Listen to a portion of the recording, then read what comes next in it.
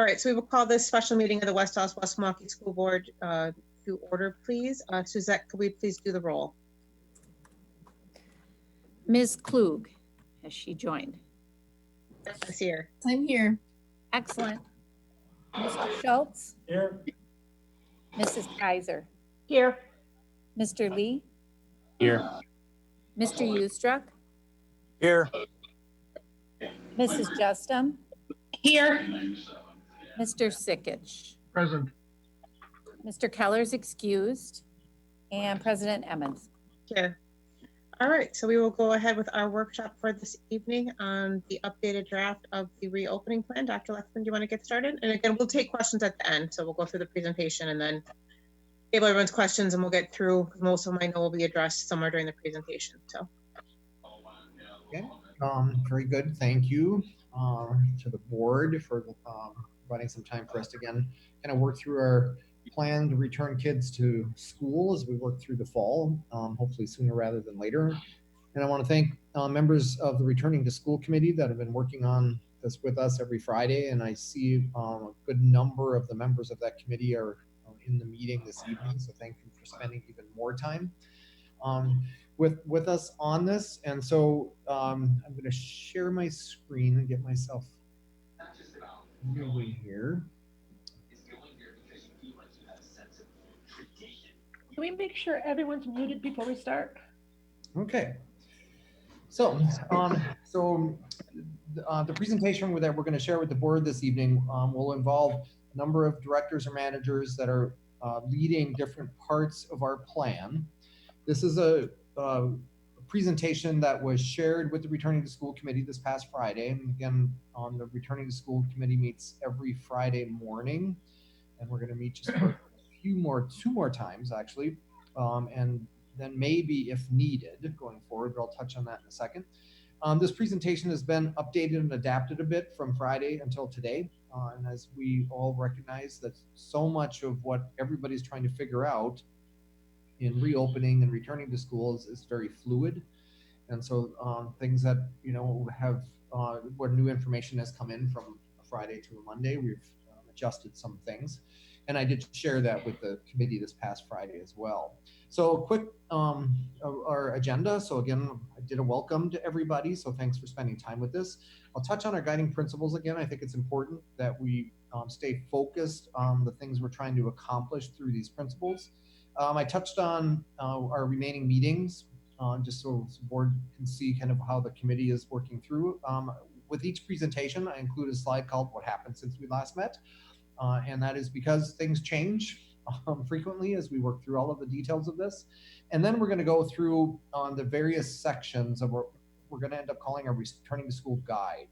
And Stephanie just made a note that we'll work through all of it and have questions at the end rather than section by section. I think it'll be actually a little more efficient at the end, because you're right, some questions will be answered, because even though we've separated this into 5 sections of the guide, they're not independent of one another, and so answers that or questions you may have and human resources may actually get answered during the health and safety part of the presentation.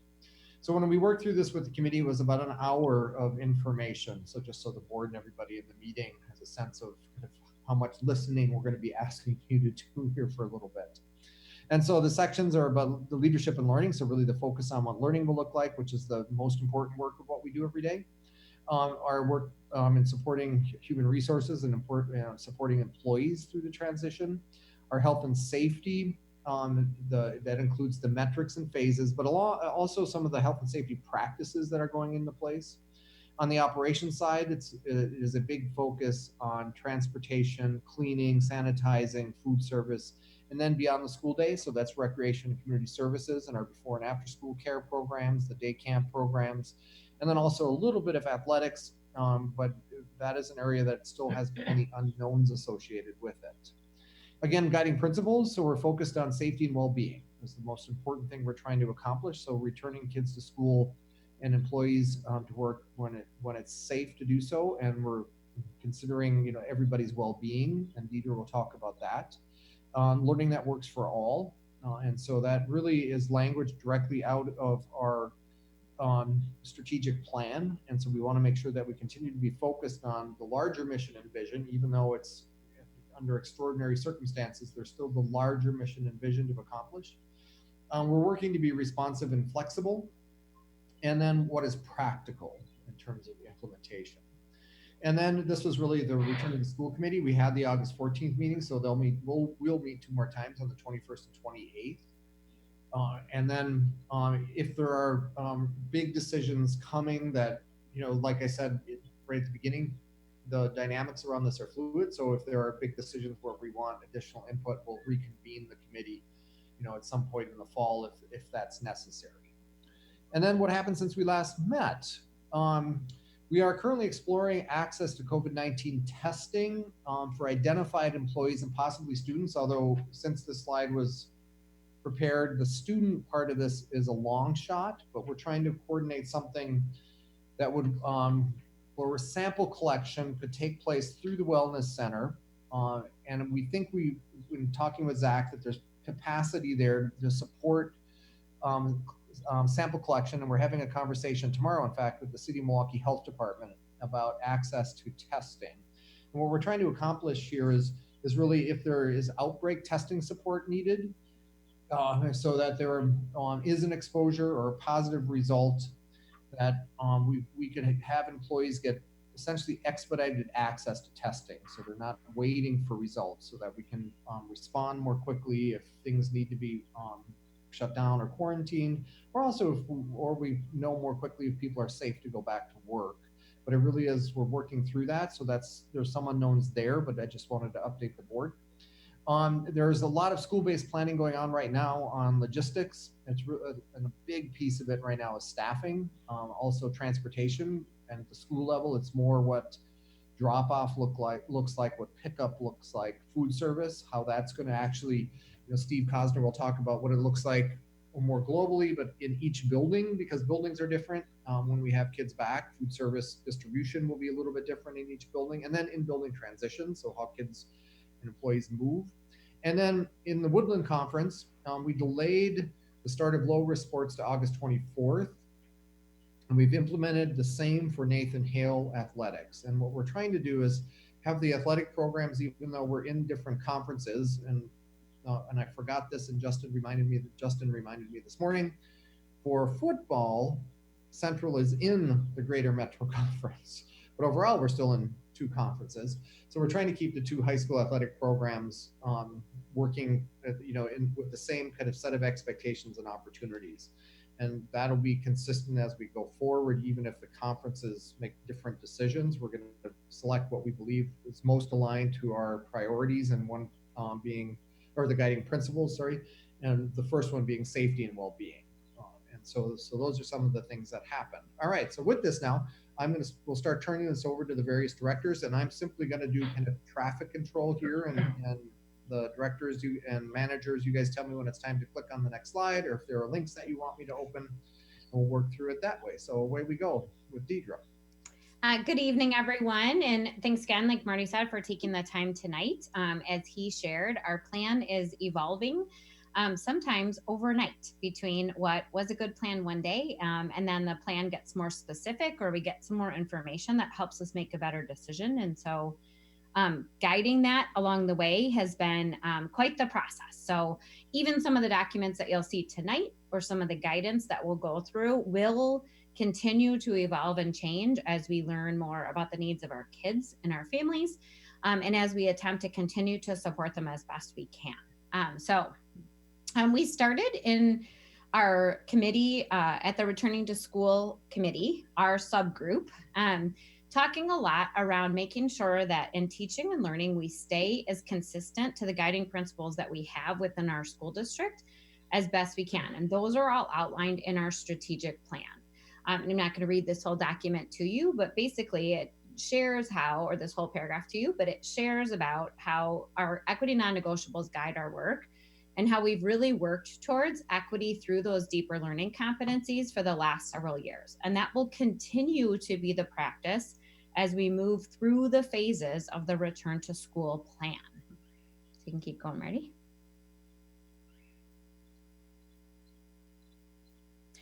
It's really important that, again, we continue focusing on our strategic plan, but something really important for families to note and teachers to note and the board to understand is that this is quite a bit different than what we did in the spring. In the spring, we call that emergency remote teaching. That was teaching that we went into with not a whole lot of time to put together a plan. And in saying that, I am so unbelievably impressed at what so many of our teachers did with no planning and preparation to turn around and produce great things on behalf of learners and great supports on behalf of families. But now we've had the time to plan, and our plan is to continue to provide rigorous and relevant learning experiences that continue to work towards our shared goals that are outlined in our equity non-negotiables and our strategic plan. So within here, now we start talking about what are the supports that we've put in for teachers to help them plan to be ready for a full day of instruction that, again, looks different than what we did in the spring. And one of the resources for our staff was we got quite a bit of question this summer on, hey, I need to figure out better ways to learn how to develop relationships with students in a virtual setting. I need to have strategies on how to foster independence. I need to have strategies on developing my technological skills and tools. And so each one of these are links to different things that we've worked on throughout the summer to provide those right supports to our teachers. And the first one was we found some professional development courses. We've talked before about how, it's not open right now, so they're not in there, but I'll talk about them. We've talked before about how we aren't going to do professional development this year the way we have in the last few years, although professional development is still a very important part of our strategic plan. And our teachers give us a lot of really positive feedback on the professional development we've done in the last few years. And then we still get some tips on room to grow or things that they would like us to continue focusing on. So we've offered teachers in the back to school time here the opportunity to take any one of 3 courses. So one is written by Catlin Tucker, and that's a lot on understanding tools you can use in a virtual classroom that will help teachers transition the teaching and learning that they had been doing in the classroom into this new setting in a new way. There's another course by George Kuros, and then another course by Katie Novak in Universal Design for Learning in this setting. That's also part of the strategic plan and the work we've been doing for the last several years. So these are just similar professional developments with tools to adapt a lot of the deeper learning work we've been doing to a virtual setting. And they're self-paced courses. So teachers could choose any one of the 3 right now. And then they could choose to say, right now, I don't need a course, or I don't choose to take a course because I'm overwhelmed or I'm busy, or the things that they need to do with planning to get ready for back to school. And then we've kept those so that throughout the year, if that changes, that all staff have access to take one of those professional development courses. The other thing is Schoology. So we've continued to work on our professional development plan for Schoology. And Schoology is going to have all of these self-paced videos again that staff can go through, and then there'll be one for parents as well. And then we have the trainers. It's been a little tougher to get the trainers scheduled at this time of year, as you can imagine, as lots of people are adopting a learning management system right now. So we have the trainers coming to train staff from each building on August 31st. And then staff will have sessions back at the schools that following week for the staff that the self-paced videos just weren't quite enough. And then St. A's consultation. So we have been working with St. A's for the last several years as part of our mental health grant. And as you scroll down, Marty, it talks a little bit around some of the tier 1, tier 2, and tier 3 supports that St. A's has. And we've worked really closely with them on kind of the development of this model over the last several years. So those tier 1 supports are when they do trainings for staff, and we'll continue to do those throughout the year, and understanding the mental health needs of kids, of understanding the mental health needs of staff, of understanding the mental health, the trauma that's been created in some of the situation we've been in. The tier 2 supports are when the St. A's staff go into classrooms and do coaching with teachers, or they work with small groups within the classroom so the teacher can see how that goes. So they're going to be able to do a lot of that online as well in the fall here as we get started with virtual learning. as well as consult with some of our new teachers on really understanding how do you create those relationships and create safe space for students in that setting. And then the last one are the tier 3 supports. So those are supports to students. That's when students can see a licensed mental health therapist through their insurance. So St. A's has gotten creative with doing some of those services outside and at parks and in safe ways throughout this whole time. They will continue to take new referrals, as we know the mental health needs of our staff and our students is something that we want to be paying particularly close attention to. And then they'll see students in teletherapy as well as support teachers with understanding those needs. The next one is our training with our team from Blue Dot. So that's a private agency with some teachers who have been doing project-based learning for years and years and years.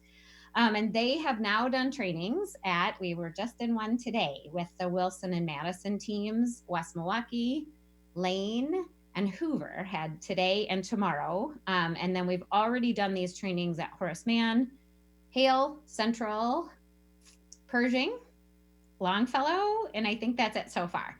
We have a couple more schools that we still have to schedule, but it's really in how do you become a teacher with an anti-racist lens and truly understanding project-based learning to get at those deeper learning competencies.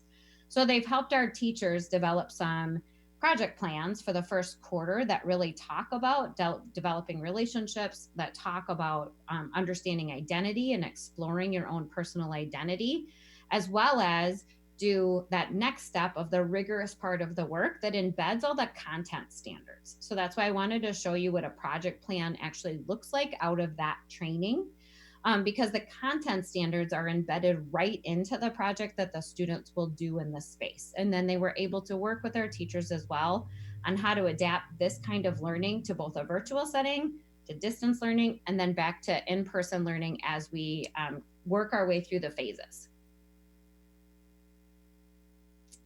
Our teacher guides, and so these have been developed that give our expectation for teachers, kind of that time frame, what the day is going to look like for all of the departments, for all the specials, for K through 5th grade in one pocket, in secondary in the other pocket, expectations for the teacher, for the student, and then ways that the families can support. And so this is one sample of about 30 or 40 documents like this that give some clear expectations for teachers, as well as make it clear for families kind of what the learning plan is as we go forward.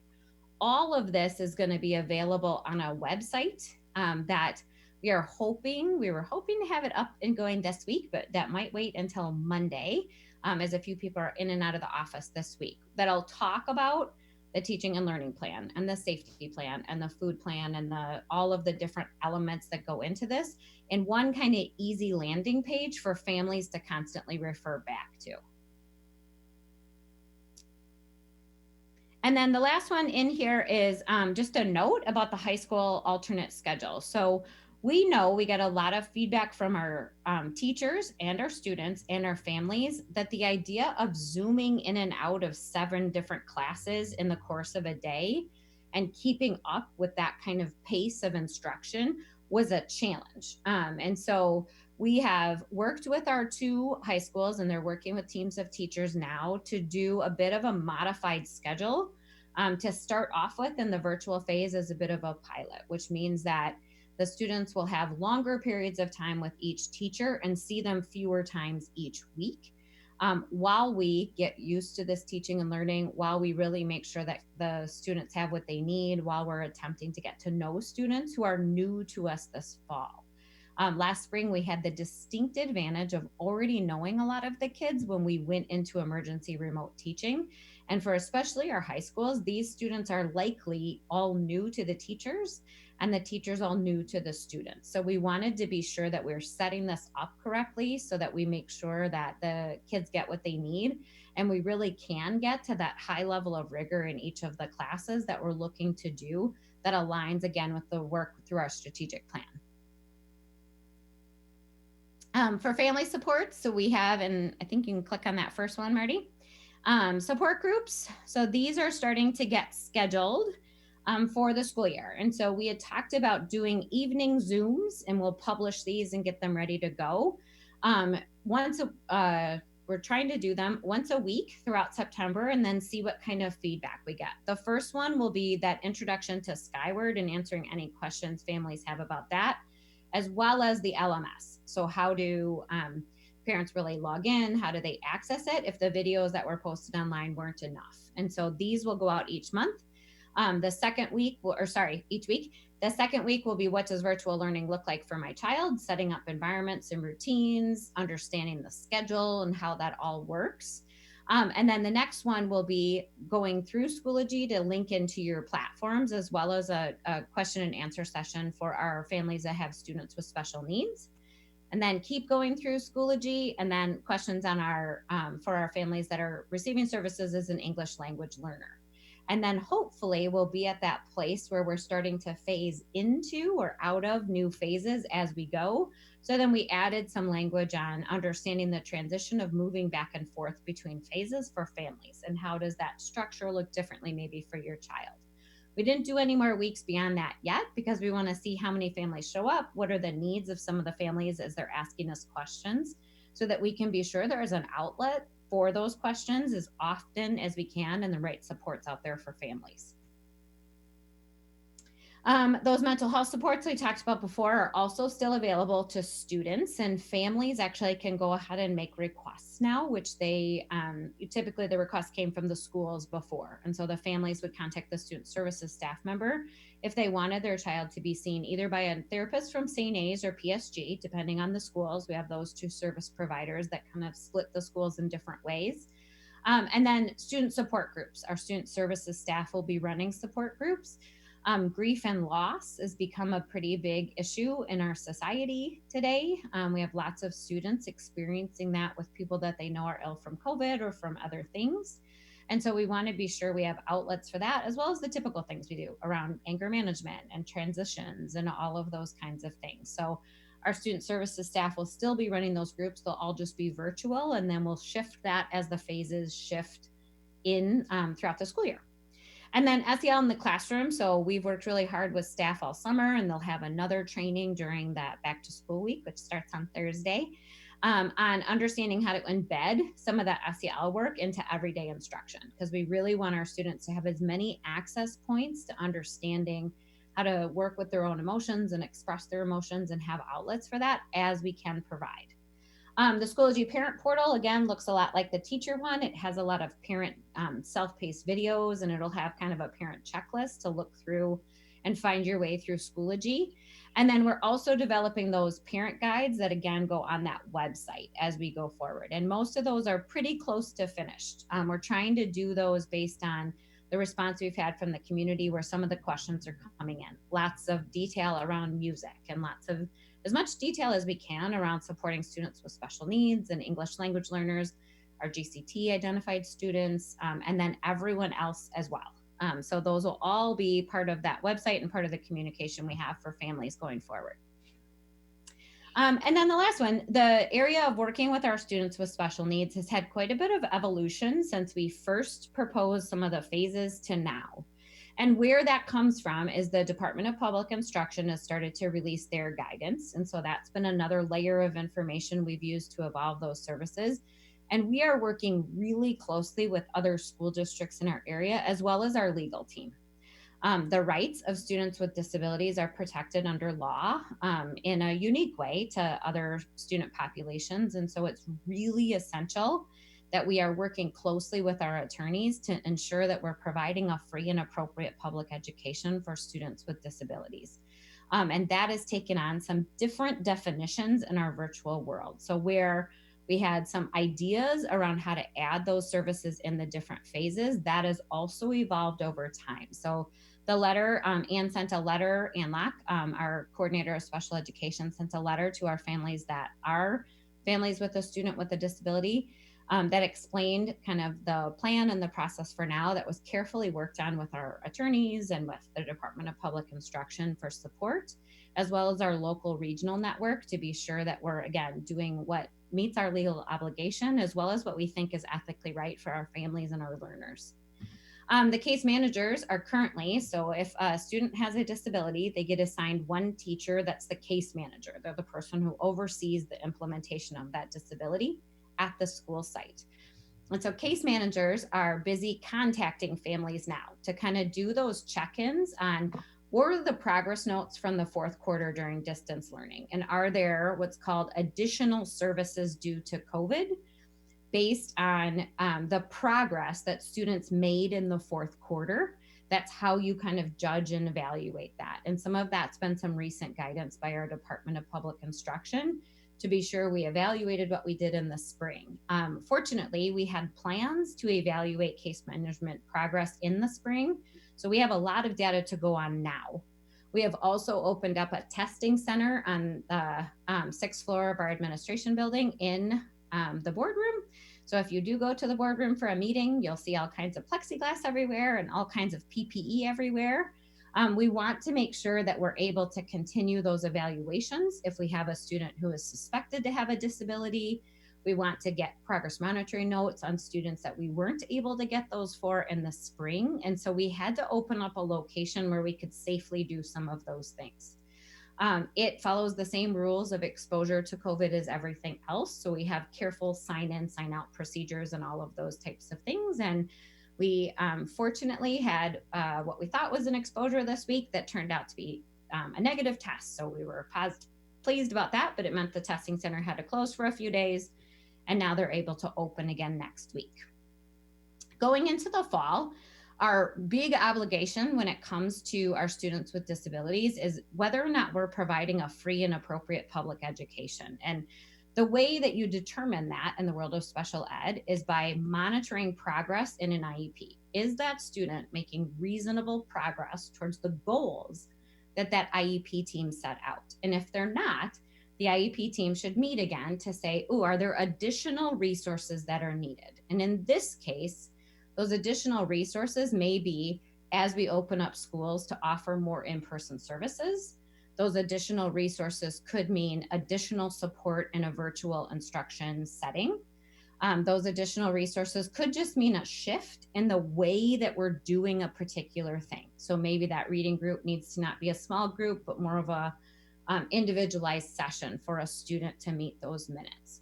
So in order to ensure that we are meeting a free and appropriate public education between Ann Locke, Jeff Clark, myself, and Tim Locke, the kind of special ed supervisor team, will be meeting with the case managers at least once a month to say, hey, what are the progress notes from that student's IEP, so that we can get some regular communication going on whether or not we're meeting all the needs of those students, and then therefore can adjust the plans as we need to go. That's a huge layer of support that we're adding in to evaluate those individualized education plans, because it's an area, as we know, that we want to make sure we're not creating more gaps in the course of what's happening in the world than if we can prevent them. So that's one of the steps that we're taking to sort of monitor progress over time. And then Shelley offers a camp in the summer for students with pretty significant disabilities called Camp Champions. And she is going to be offering that as well, as I think we're calling it Camp Virtuosity. If I have the name correct, she'll talk about that later. So hopefully I didn't butcher that. But she's also going to be offering Camp Champions so that our families who need care during the day, for whom it is more challenging to find that care, who meet the criteria of Camp Champions, have a place to go during the day for those cares as well, monitored the same way that Shelley does the rest of the camps. So I think that's really fast talking. And if you have questions, we'll get those at the tail end. All right, good evening, everybody. I too would like to thank you for this opportunity to kind of just talk you through some of the main focuses that we've been looking at in the area of human resources. And the areas that I'm going to focus on tonight are in supervision and evaluation, employee leaves of absence, so the opportunities available to our staff heading into the 2021 school year, and then employee wellness. And so I just wanted to note before I kind of get into specific details that our focus as a human resources team is obviously meeting the needs of our district employees, and then making sure that they have the supports in place that they need. And we're trying to achieve this through transparent communication, timely communication, and really kind of taking this one-on-one approach to personal conversations, walking through all the different options to make sure, again, that we're addressing the needs and providing those supports. So the first area that I wanted to quickly mention or overview is in the area of supervision and evaluation. And so as we think about the beginning of this school year, again, we're going to be in the virtual environment. And for some, that's still new. We had new teacher orientation today. And so it's still new for some of our staff and some of our administrators. There could be some anxieties and questions still out there. And so what Dr. Lexman clicked on and what you have access to right now, this was provided by CISA to a number of local school districts. And this is taking the standards from our educator effectiveness and applying look-fors or things that could possibly be used to demonstrate the indicators in a virtual world. And so this is important because this is a starting point. And so we've talked about this with our building leaders. We've talked about it in our human resources return to school committee. And as staff members are coming back this week, again, this is a starting point on things that you can apply to the virtual world that can still be addressing the standards that we need for our evaluation process. And really kind of the main message here is having those conversations about how personally you want to grow and then coming up with a plan to make sure that that's occurring. Also wanted to briefly mention that over the course of the past couple of weeks, we've been talking about virtual learning expectations. And this is really where you'll see a connection with our leadership and learning team, some of the things that Deidre talked about in regards to like the teacher guides. And so this slide right here is very tiny, but it's kind of like an overarching umbrella that we once again talked through our leadership team about. And it's really focusing on expectations of what virtual teaching is going to look like. So for example, focusing on dress code, talking through and focusing on, this is our new world right now. And so making sure that our computer screen, what you can see is appropriate, it's an appropriate educational setting. We talked about communication expectations. We talked about, and Deidre is going to go way more specific than what we did, but what a day might look like in regards to principles to begin those conversations. And then on the bottom, we started talking about those equity and non-negotiables and how they apply to this virtual environment. The next area is employee leaves of absence. And Dr. Lexman, if you could click on that blue leaves of absence. So we put together communication as well as a video.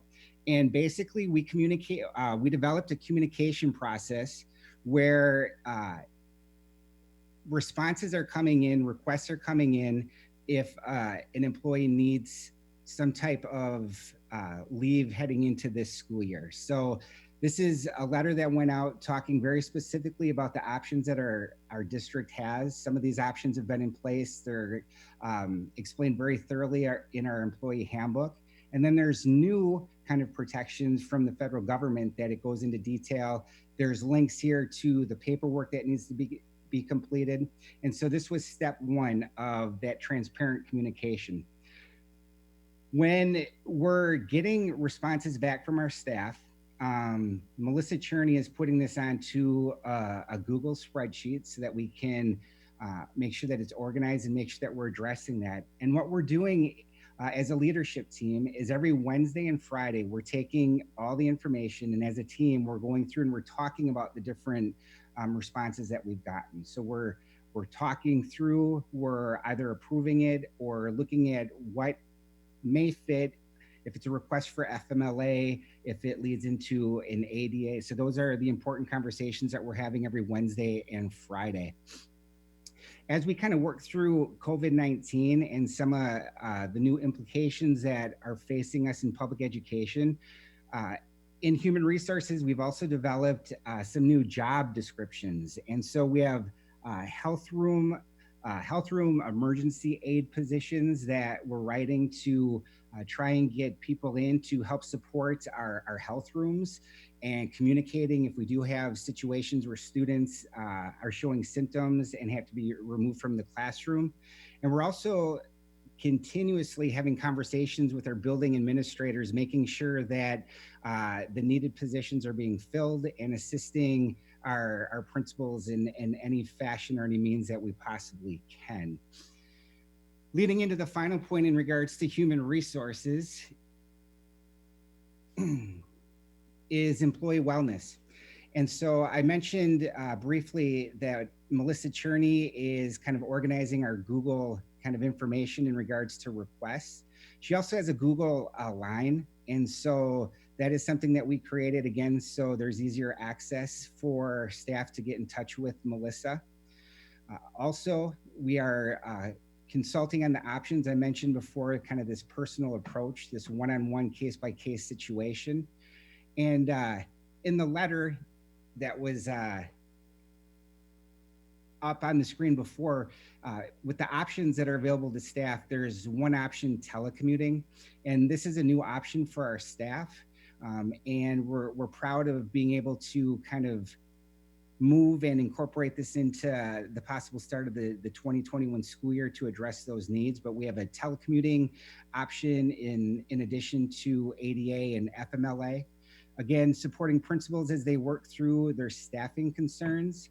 And I briefly mentioned we had new teacher orientation today. And I just want to note the job that Janet Delicate did. She expedited the process of onboarding new staff. And so in this COVID world, Janet did a remarkable job of getting out technology and login information so that our new staff were ready to go today with all the necessary resources that they needed. So I appreciated Janet's efforts there.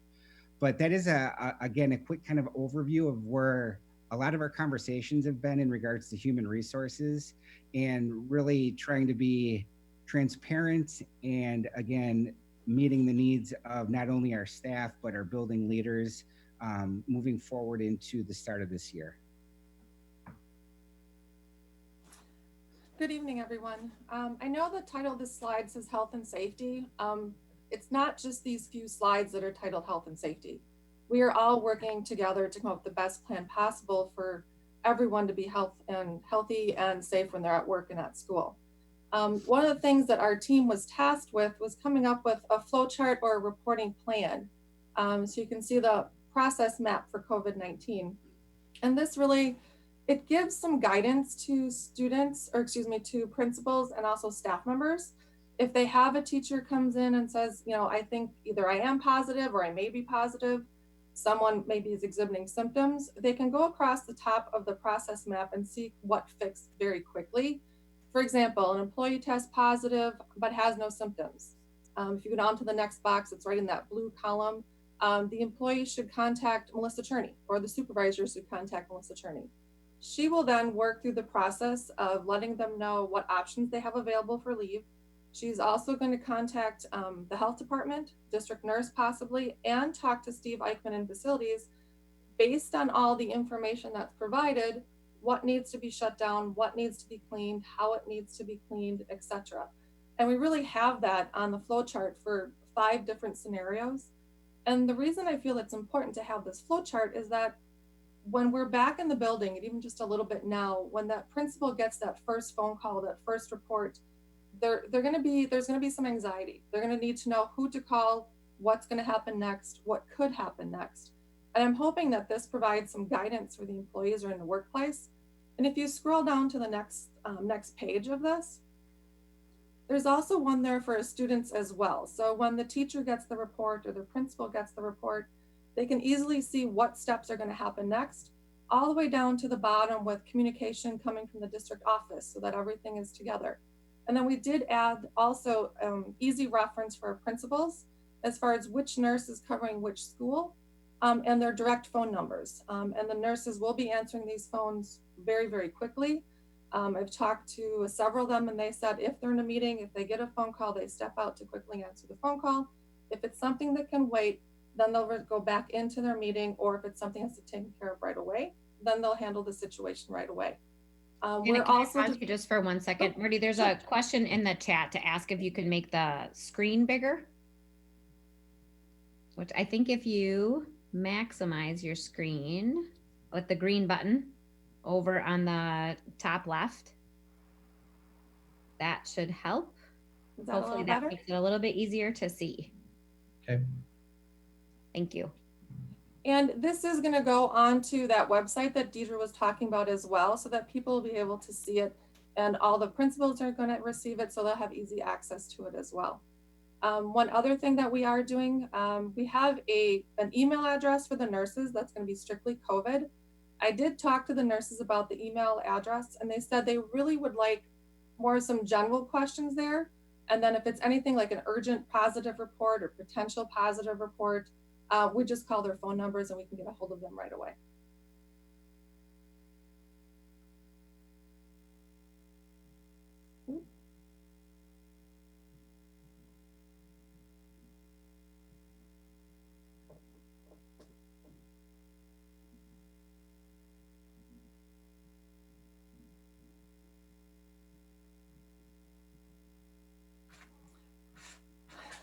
One other thing while we're waiting for the screen to come back up is I did pose a question to the district nurses, kind of a scenario that's something that I think everyone's going to have in their mind is the big what ifs.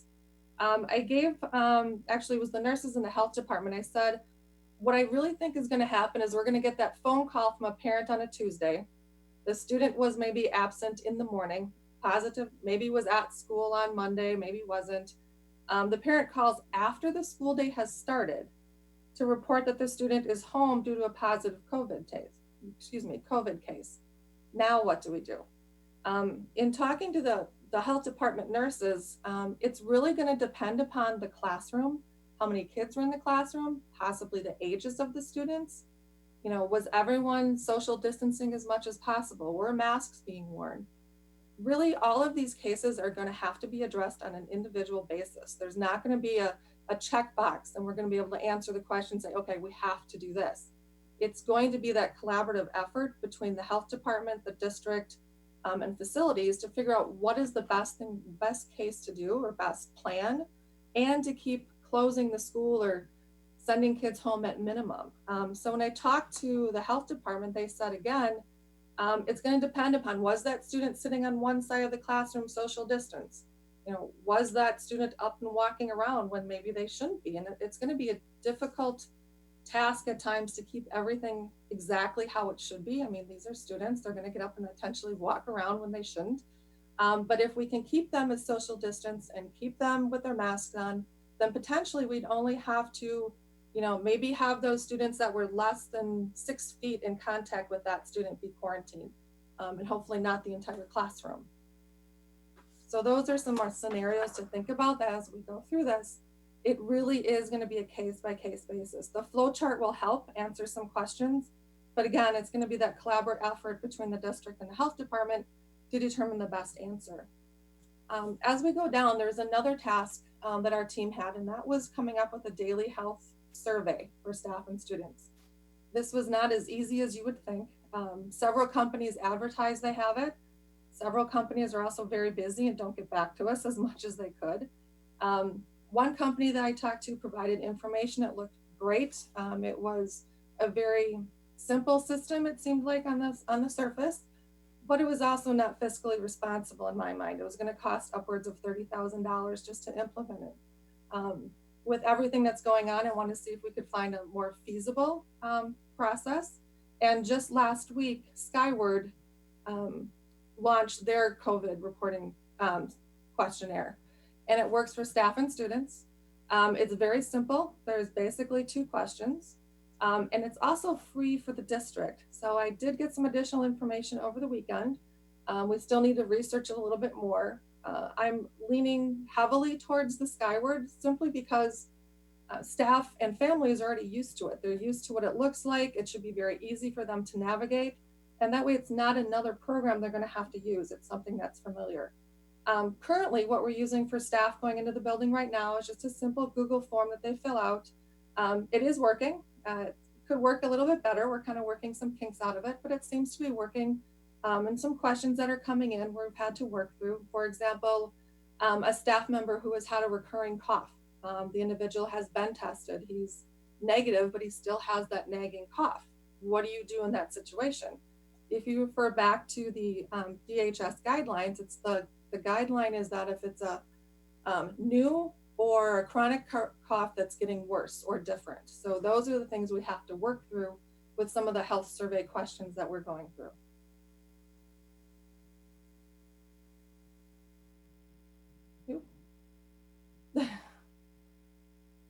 Sorry about this. When I changed the screen setting, then it messed up how I learned to navigate all of this.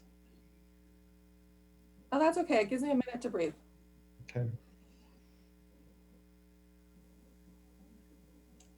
Okay. Okay. And then we are working on a training plan for staff. We're adding some safe school modules to cover some COVID information, different things they should be watching for. We are working for some specific training for isolation room supervisors, our health emergency aides potentially. We're waiting a little bit. There should be more information coming from DHS regarding specific guidelines for schools. That is hopefully supposed to be out this week, and that's really what we want to focus on when we come up with a training plan for the people that are going to be working the isolation rooms. The other thing we talked about in a group last Friday is coming up with a different term for isolation room, especially at the elementary level, just so the students they don't have that anxiety of, you know, first they report to the office because they're not feeling well, then all of a sudden they'd have to go to a room called an isolation room. We're thinking about maybe health waiting room, because that's where they're waiting until their parents could come and get them. Something like that, just to take the anxiety down a little bit, especially for the younger students going over to that isolation room. And one thing I do want to stress is that all of our practices and our guides that we're developing through the health and safety team, we're in constant contact with the health department. In fact, the health department is part of the team as well, so it's very easy to bounce ideas off of them and things that we can come up with. But again, that's the main point of this, is that I really want to stress that we're working very closely with them, and we will continue to work closely with them even once school is in session. And I'll jump in here on the health metrics and phases. And so it was a great segue. Yeah, thank you. So in conjunction with our health departments, and this has been heavily influenced by West Allis, West Milwaukee, and Greenfield health departments, we've lined up our phases with their recommendations in terms of the COVID burden, so 14-day trends. And you can see from this that when the trends are high, that we would be virtual only. And so that's kind of where we are right now. Although the good news is that the trend is coming down, and I'll get to that page in a second, how we're going to track this. We'll be introducing 2 days a week of elementary school called distance learning when we hit moderately high.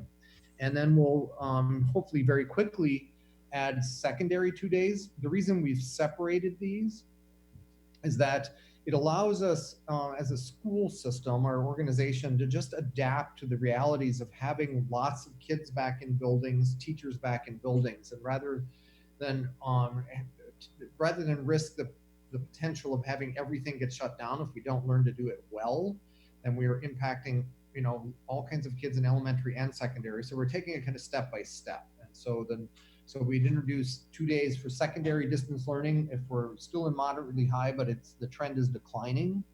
And then when we hit moderate to low is where we would introduce 5 days elementary, the in-person learning, and what we've scheduled right now is 4 days secondary. And the reason secondary is 4 days is because we're asking all teachers in secondary schools to teach their students that remain all virtual while they have in-person students, right? And there may be some families that choose to stay just with 2 days a week, just out of safety concerns. So they want their children engaged in school a little bit, but not every day. And so secondary teachers are going to have responsibility for all 3 groups, is why they're have 4 days of really instruction, and the 5th day is really a planning work day, and it's a contact day to just check in with kids that are virtual, meaning all virtual or distance. We're hoping that if things are really going well and we're hitting moderate to low and it's declining, we may in fact introduce phases 4 and 5 together, right? So if we've really learned how to do this work well, the systems we've put in place to manage positive results or exposures are working, so we're keeping kids in school. You know, one of the things that we've talked about is we want to return kids to school as quickly as possible, as safely as possible. But once we get them there, we want to keep them there. And we think that that's important in our process. And then there's some additional information here of where this came from in terms of the health department. And these are their specific recommendations that we've lined up to. And these documents will all be part of the website that Deidre mentioned. And this becomes kind of our tracking tool of where we are as of last week.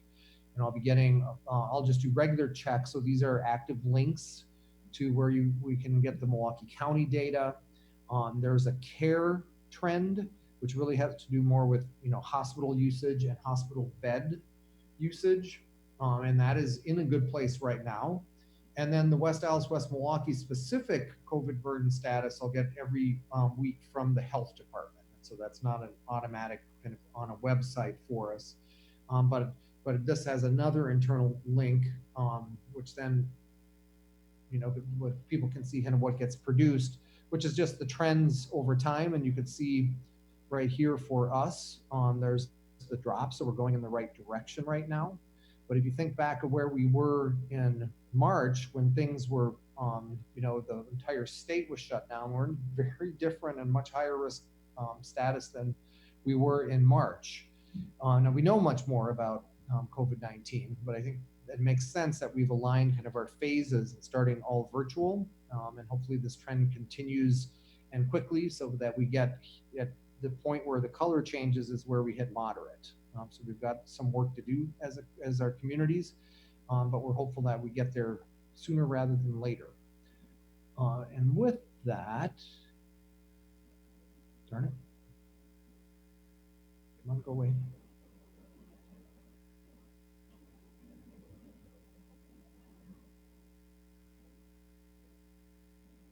We'll go back to, and now we're going to jump out of health and safety over to operations, and Steve Eichmann will pick it up from here. Okay. Good evening, everyone, and thank you for this opportunity. I just want to talk a little bit about the building cleaning and disinfecting that's been going on while the buildings have been closed. So at all the sites, all of the hardtop furniture has been disinfected. So that includes the tabletops, the desks, the counters, everything that's a flat surface, that all has been cleaned. And we've used a variety of different methods, and we've cleaned all the buildings at least once, and some of them, because of different things that have happened, we've gone through 2 or 3 times, at least in different parts of a building. One of the things we've also done is we've increased the air change rate in the classrooms, and in some cases we've doubled them where it's possible and the equipment can do that. Because one of the things that the CDC recommends is that air exchange and increasing the amount of outside air helps as well. We've also increased the MERV rating, or the effectiveness of our air filters. We've done that. We at least doubled it in most cases, and some we've even more than doubled it. And what that means is that we're taking more of the particulates out of the air that can be potentially harmful. So not only are we increasing the amount of fresh air that we get through the sites, we're also filtering the air better as it goes through. And then in all the main offices at the schools, we've put plexiglass up so that the office staff has that level of protection as well. Okay, the next slide, please.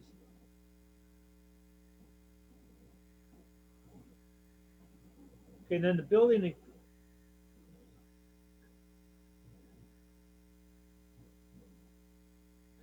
The building cleaning and disinfecting when the staff and the students return. Some of the teachers are returning now, and in the next few weeks there'll be more that are coming back. So what we'll be doing is disinfecting and cleaning the frequently touched surfaces daily, which would include desks, cubbies, the cafeteria tables, restroom stall and stall doors, the door handles, pencil sharpeners, sink fixtures, anything that either the teachers, the staff, or more importantly, the students are touching. We'll be making sure that we disinfect those frequently. All the classrooms are going to be equipped with disinfecting wipes. They'll have hand sanitizer, paper towels. There'll be soap in the rooms that have a sink. There'll be face masks, and then also 1-gallon jugs of hand sanitizer with a pump. And then we'll have the ability at each site to refill those 1-gallon jugs as necessary as well. Where we can do so while maintaining privacy, the restroom doors will be propped open. Also just because we'll get a little better airflow, but also because it reduces the times that somebody has to touch the handles, either coming in or going out of the restroom. And then we're in the process of reviewing an option of no contact infrastructure for the restrooms. And what I mean by that is automatic soap dispensers and or automatic paper towel dispensers. So there again, just trying to decrease the number of touch points that staff and students have.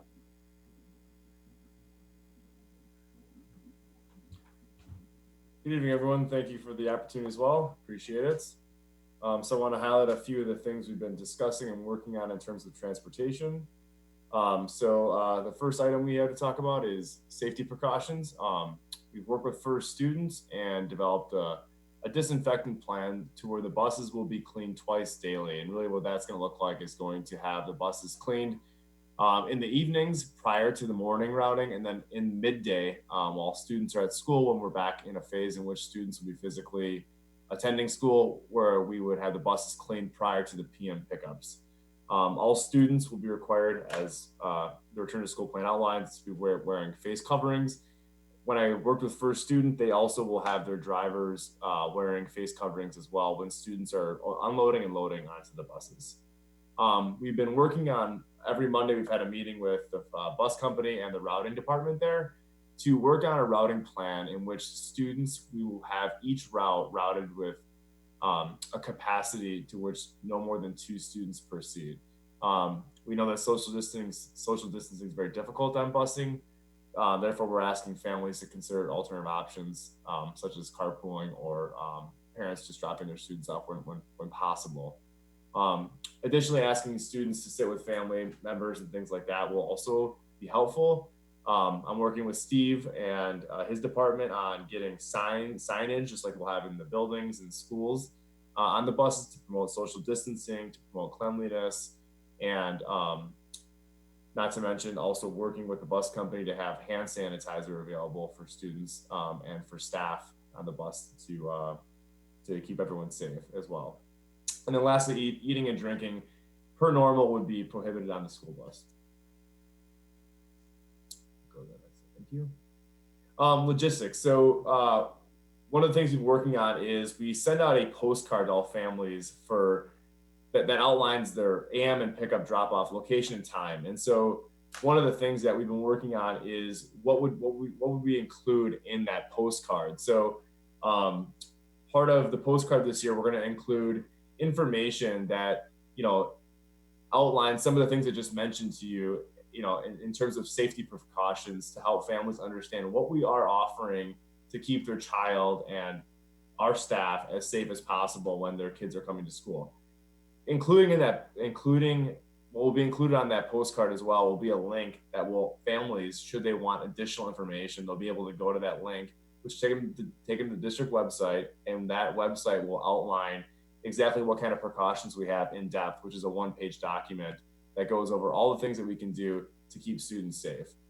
I also want to mention too that, as we ramp up, one of the things that I think is a really good opportunity for transportation is as we move from phase 1 to phase 2, phase 2 to phase 3, and then et cetera, we are able to conduct ridership counts. So we typically only conduct ridership counts in the fall and the spring, and that's done to meet the obligation for the state of Wisconsin Department of Public Instruction. So one of the things I've worked on with the bus company is to develop a plan that within each phase, so when we move to phase 2, we will conduct ridership counts on buses. So that way, anytime we're even close to where a route where we would believe it would be unreasonably unsafe for students and our staff, we will be able to adjust those routes to move students pickup locations. And so we have a plan worked out for that as well. So that's a really good opportunity, I think, as well. Also, as we ramp up from phase 1 to phase 2 and phase 2 to phase 3, there's going to be less students physically attending school, which will obviously allow us to be more socially distanced. So it's all a good opportunity for us to be able to work out these kinks as we move through these phases. But initially having a good plan, where we're only going to have 2 students per seat is the plan. And initially that will be less just with the amount of students attending. So then prior to phase 2 beginning, there'll be communication from the school district that will allow families who have met the eligibility to attend based on their option selection will receive a voice message, and then their bus service would begin in coordination with the postcard, which will be sent out here towards the end of the month, beginning of September. On that postcard, there will also be information about should the family lose the postcard, who they could call, and then that way that we could facilitate those conversations should they misplace that. Hi, everyone. Here to talk about our food distribution as the kids get back to school and how that's going to look as we go through the different phases. So starting with phase 1, all students are virtual. We still will have that meal pickup option that we started back in March. We've consolidated the times just for consistency, and it's going to help us as we move to the second phase of meal distribution. We did a survey with our existing customers, also had the PTA on their social media do a little survey, find out what the parents were looking for, because we initially started out with a 5-day distribution back in March. At the end of the school year, throughout the summer, we went to 2 days a week, and the families overwhelmingly liked the 2-day pickup versus the 5 days. And as you can see, the sites will remain the same. We did add one, which was Wilson Elementary. I'll talk about the change in how we distribute and what that's going to mean to the families in a minute, but we are not able to distribute at Morgan Grove because we're working off a different contract. So families can utilize any site. So if you have multiple children in 2 different buildings, you can choose your site.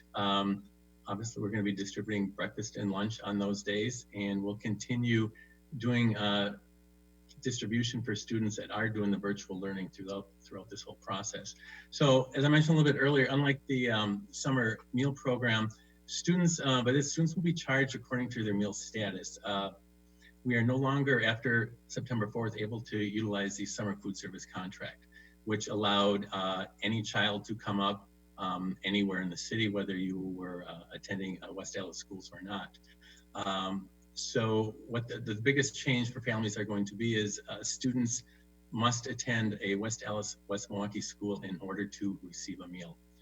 So unfortunately, we are no longer able to feed the 2 or 3-year-olds that were in that same household. These programs are sponsored by the USDA, and they simply don't have the funds to carry out that program in the course of the school year.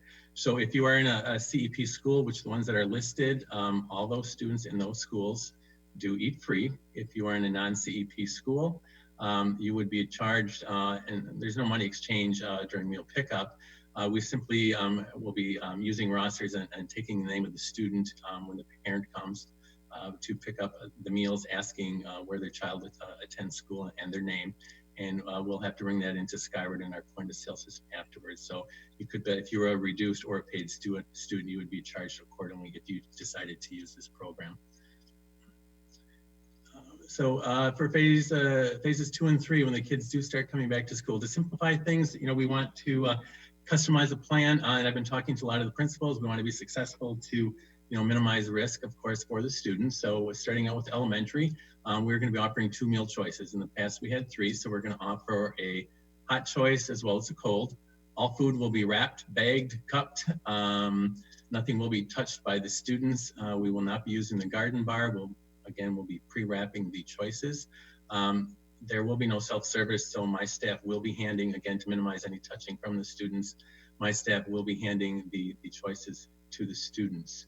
As far as when the secondary students do come back, again, we've consolidated down to the meal choices of 7. They're simple items.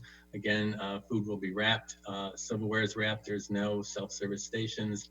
All condiments are the pre-packed small portion, the portion control packets versus any pumps that we've been using. The meal distribution and what we're working with the principals on right now is, again, we want to be successful and safe handing food to the students. So we're working on plans with social distancing in mind. So whether they're using the cafeteria for breakfast and lunch, we're working that out with the principals. We've had some, I've already made arrangements with several elementaries already where you have the choice of obviously eating in your classroom, eating in the cafeteria. If you do eat in your classroom, you can stagger your students coming into the cafeteria.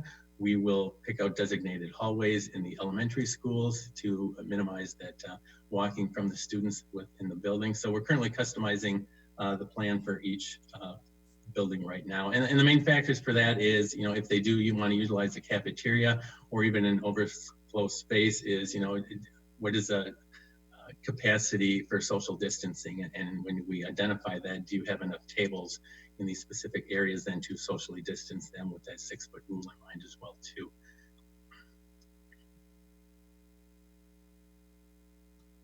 And that's it.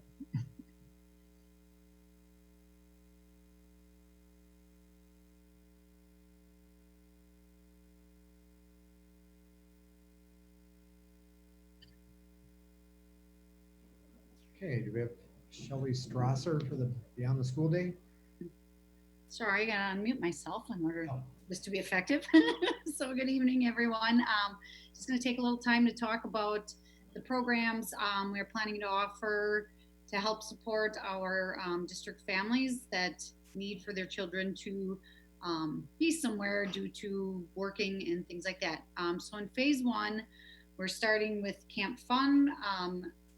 That will serve as the first 4 days of what was going to be the start of the school year, September 1st through the 4th. Camp hours, and for all of our camps, we'll follow what our summer camps, our traditional non-school day camps, which were held previously on professional development days, and then the hours that are same for during the school year when we wrap around care in the morning and the afternoon. So 7 a.m. to 5:30. They'll be at camp at Frank Lloyd Wright, Hale and Horseman, and we do need to limit the amount of participants.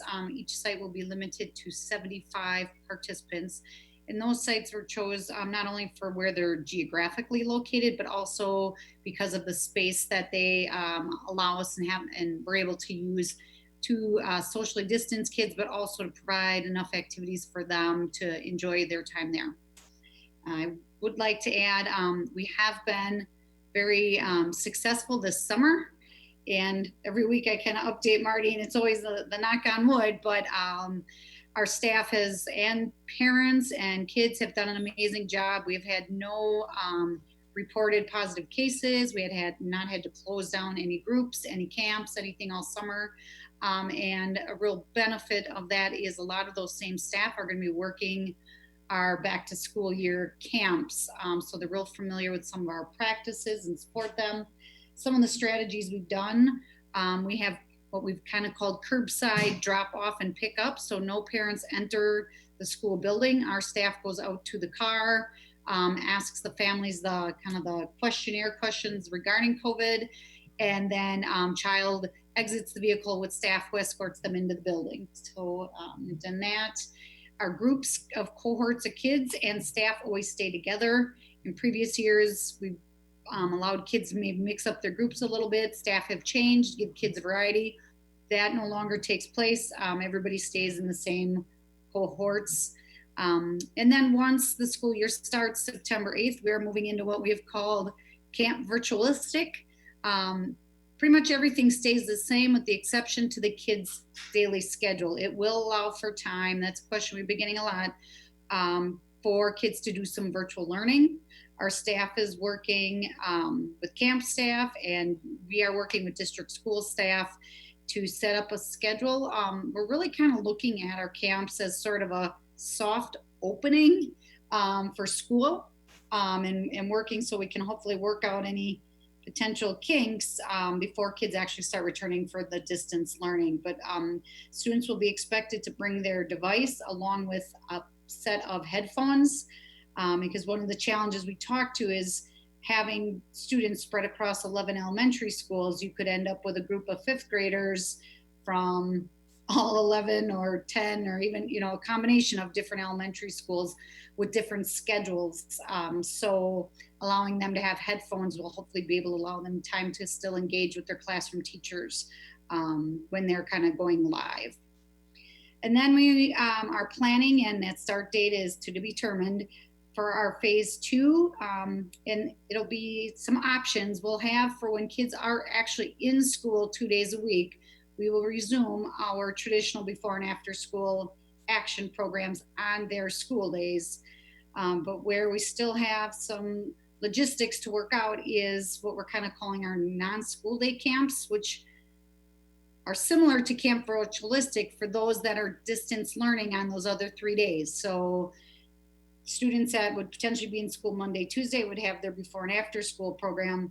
Kids that would be going to school on Thursday, Friday would have to be somewhere Monday, Tuesday, Wednesday. So, it's kind of a lot to follow, but we're working on that. When that does happen, we will be consolidating sites because obviously Horseman will be, students will be returning for school. Our plan is to start promoting tomorrow and open registration as soon as we can. One of the things we've pushed to implement is we've always had online registration, but the paperwork for families has always been paper. We're moving to an online platform so parents can take care of all their emergency enrollment paperwork and everything online. So we'll be rolling that system out soon. Then Marty, if you could go to the next slide, please.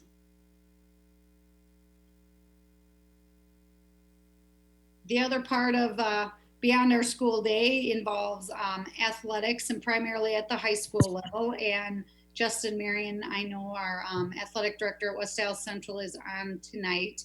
But as Dr. Lexman mentioned earlier, a challenge for our district is having 2 high schools in 2 different athletic conferences, and spanning between those 2, probably 4 or 5, maybe even different counties, and obviously number of cities. So a lot of different dynamics moving there. Our Grado Metro ADs are meeting Tuesday, and theirs is more just a meeting to update each other kind of on what their plans are.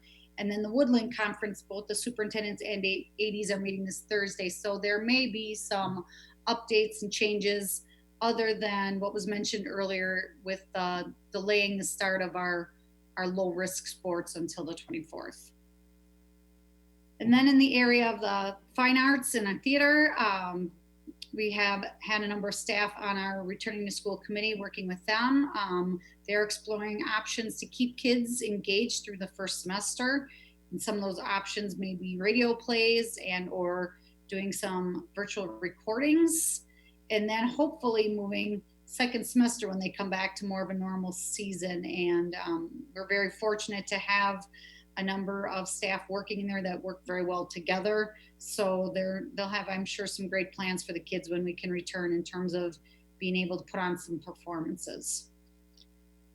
And then for both, just gonna mention too, Marty, for both our high school athletics and for our music department and fine arts, looking at options of live streaming any of the events, because we do anticipate having to limit spectators at all those events. Great, so thank you. So our next steps, so we're continuing our Friday updates that go out to employees and all families every Friday at 3 p.m. And so now we're kind of shifting to more specific kind of high interest information. So last Friday was transportation and food service. So information that was shared in this presentation. This coming Friday, we're going to focus on the enhanced virtual learning to try to tell the story of how virtual learning this fall is different than the spring. And Deidre talked about, we shifted to an emergency situation, and now we have a planned virtual learning situation. I think will be more robust and more rigorous. And then August 28th, we're going to focus on building, cleaning, and sanitizing. And then September 4th, our COVID-19 kind of exposure, isolation, maybe we have different words by then, and kind of tracing protocols so parents and employees understand how those pieces are going to work. And then, the ongoing communication effort. And so we're going to take all of this information now and put it together in a document version called the Returning to School Guide. So that'll be just a PDF that's linked right on our website. But then we're also launching an entirely separate website, which we think will be more, I think, accessible in terms of the information. So big buttons on the various topics, similar to what we covered today. So it's quick, easy access for parents and for employees to get the information they need as we move forward. So with that, we went just a little bit over an hour with the content. And so Stephanie, I'll turn it back over to you to help facilitate questions and some discussion here. Absolutely. So if we can keep our questions so we can make sure that everybody gets a chance to ask all their questions. So we can kind of come them all together and hopefully we can get through all the questions right away. So Noah, go ahead. Thank you very much. Thank you everyone for the work on this. I know it's a lot of moving parts that continually change, so it's hard to nail down some things. So thank you for that. We just had some clarifying questions over the course of the presentation. For the telecommuting piece, when we were talking, Jeff, this is regarding your part. You mentioned telecommuting as an option for teachers. I presume that means if there's an exposure and they need to self-quarantine and we were in-person learning and they would then have to have an option to telecommute if they were well enough to do so. Is that correct? Yeah, we're looking at telecommuting. That typically has not been an option for teaching staff, but basically when we're looking at that, we're looking if the employee group has the opportunity that they can do the responsibilities of their job virtually. Like we did this last spring, right? Yeah, and so if they can, then they would have the option through that telecommuting option to do that. Okay. And then let me jump in a little bit here with that one. Is that telecommuting for us was something that was developed a couple of years ago already, more envisioned for kind of, I call them like office-based positions. So people that essentially show up, work, they do their job from an office, from a desk. And so since we already have that in place, we thought, well, for families maybe that have a childcare conflict or they're concerned about someone in the household that's really at high risk, can we create the kind of work from home opportunity? And so that's what we're trying to be as flexible as we can, knowing that and this is part of what we've communicated, is knowing that as students come back for distance learning and in-person learning, we have to have employees that work in classrooms and in school buildings. And so it's going to be, a balancing act for us. But I think the encouraging news for all of us is that we've had many fewer requests so far than we were anticipating. And then on interacting with Ann Garenser, the feedback she gave me was that in her conversations, teachers want to come back. They want to be with their kids. So I think that says a lot about our work. So we're trying to be flexible, but we know the vast majority of teachers want to be back in schools with kids. And I think that's really good news for us. I guess I just wanted to clarify, this is for in-person learning in a situation where a teacher wouldn't be able to be in person for one reason or another. For virtual learning, they're teaching virtually from their home, not from their classroom. Correct. Yep. And then the other thing I just wanted to mention is if this works out well, that maybe would make it for some of the harder to fill teaching positions, something that we could expand our reach outside of just our geographic area to try to get some teachers who could teach remotely for some of our students, and just something to keep in mind for that. Can I add just one thing just to clarify, because I know there are some staff on as well, that teachers do have the option during virtual instruction to teach from their classrooms if they would prefer. So just to make sure that that's clear, they're not required to, but that is an option if people would prefer that. Great, thank you for that. For the phases, I never see a 5-day option for secondary school. And I guess the question I had was, is it envisioned that we would ever do that? Or are we expecting that that would never happen this year? So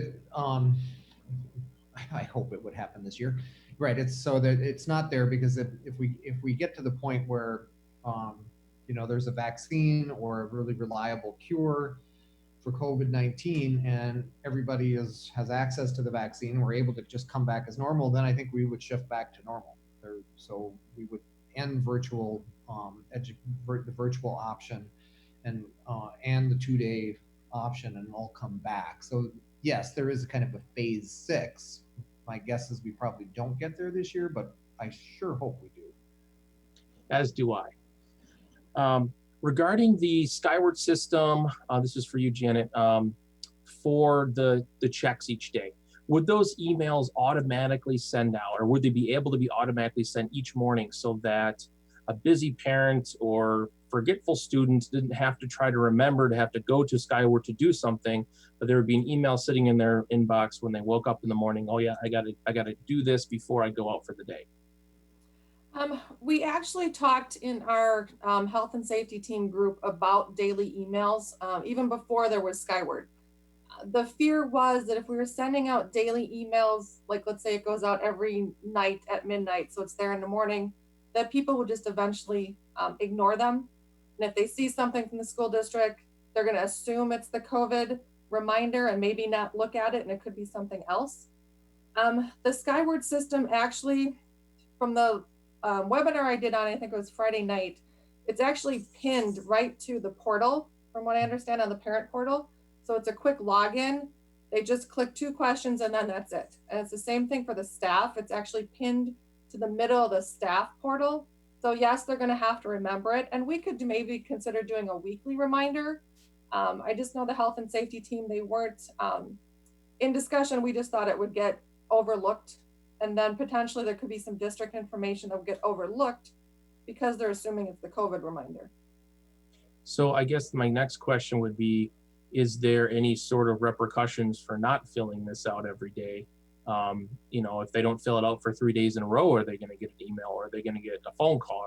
Because obviously the point of doing this is to self-screen yourself. And if you're not doing that, then it kind of, you miss the benefit of having such a screening.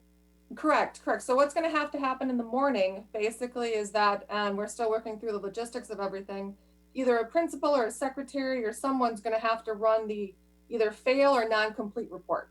And if the student didn't do it, then we can get a hold of the district nurse or potentially the health emergency room, staff room person, to talk to that student, maybe do a quick assessment of them if needed.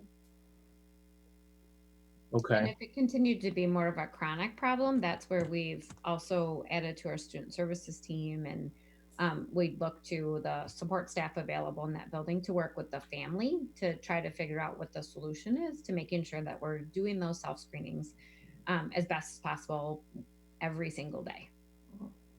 Right. Okay. One thing I wanted to note regarding the health metrics, the chart that you have, which shows kind of the weekly, the red, the green, showing for each of the 3 different sections. And then if we're going to move from one phase to the next, I think is a very helpful chart. It's easy to understand. And I'd recommend that on the website you're generating for the COVID information, that be like right there on the front page. And we call those things dashboard in the public health community. And so it's something where a parent could easily go, or a staff member, and say, okay, where are we now? What are we looking at? Where were we last week? And is it looking like we're going to do a phase shift or not? Instead of having it further in there with all the other kind of stuff, I would suggest putting that on the front. Yeah, we can do that. Yep. Okay, sorry, I had a lot here. Aaron, for the bus disinfecting, who is doing that disinfecting? The first student will be doing that twice daily. Excellent, thank you. And for Shelley, and this will be my last group of questions, allow other people to go. Regarding the camp slots, are we providing preference to our younger students, since you only have 75 slots and I can envision a mad dash rush on those slots?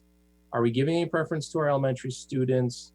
And if we have more than 75 people signed up at a location, or all slots filled, is there a lottery system going? Is this a first come, first serve? How are we doing that?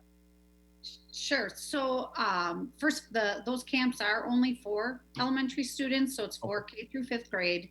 We're starting with the 3 sites based on kind of our metrics from the summer.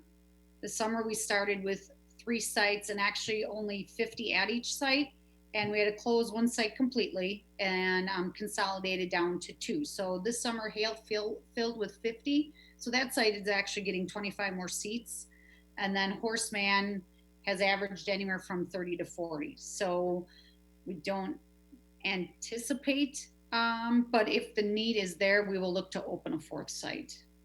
Okay. Thank you, and I will let others go. Kristen, do you want to go?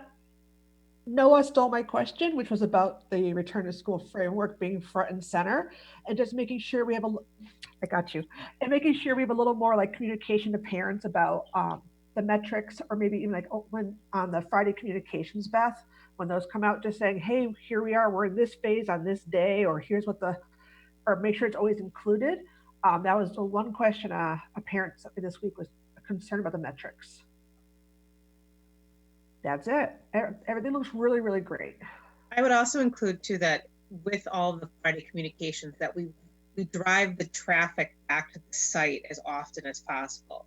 Where you can link as opposed to post is certainly helpful to get people to come back to the source material and the source of all the information, as opposed to this graphic wasn't this email from 3 weeks ago and someone shares it as current and things like that. So where we can link versus post, I think is always appropriate back to main page that has the stuff front and center. I think is important. Shelley, I'm going to piggyback on one of Noah's questions then too, with regards to the slots for the children. Will they be able to enroll at any point in the school year if parent work situations change and they need to go, and that'll still be front and center on the rec department's website and everyone can just register at any point? Correct. Yep. Wonderful. Thank you. Other board members? Heather?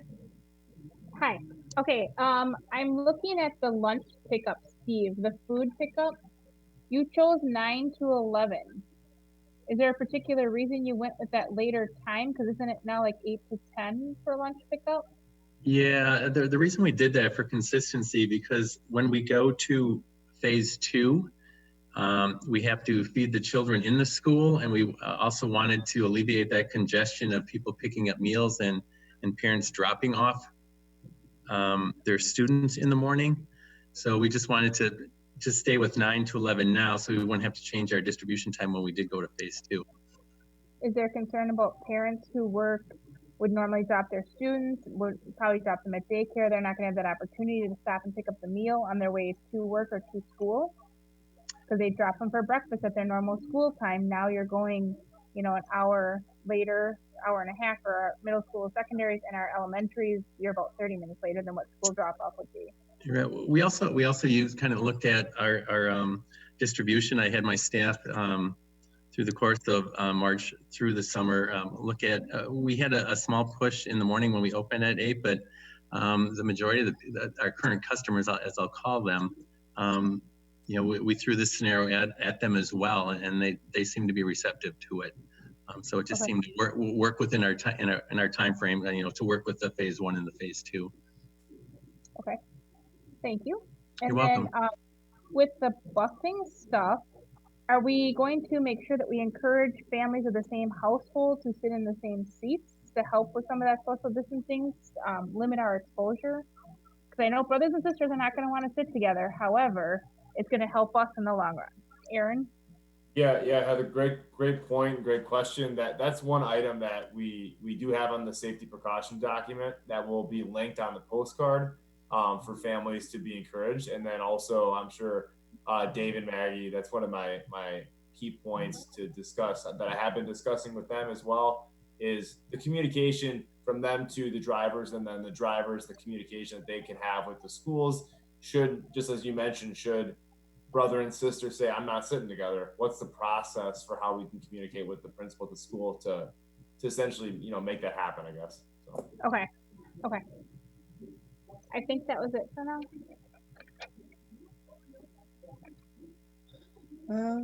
Gary?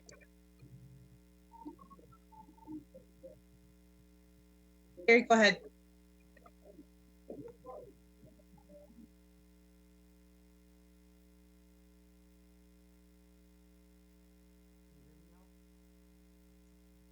I can't hear you if you're talking. I'm sorry. Do you have your microphone?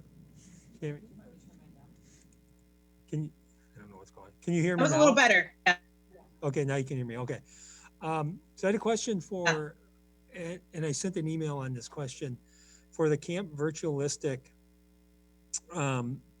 If there's any students that need transportation to get there, have we considered contacting First Student to provide that transportation?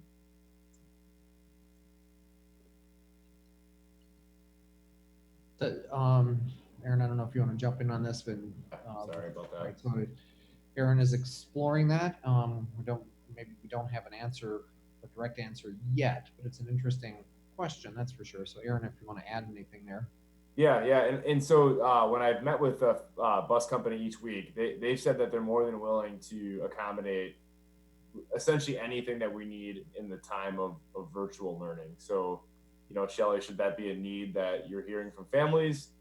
Certainly we can get a list the first, you know, or even before that, if there's a list of families that we know need access to that, I could get the list of families, get that on a spreadsheet, get that over to routing, and then I don't have any concern based on what they've told me they could not pull that off here.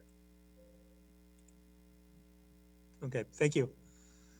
And then on the phases, the returning to school framework, where you have phase 3, and then under notes, you have further decline compared to phase 3.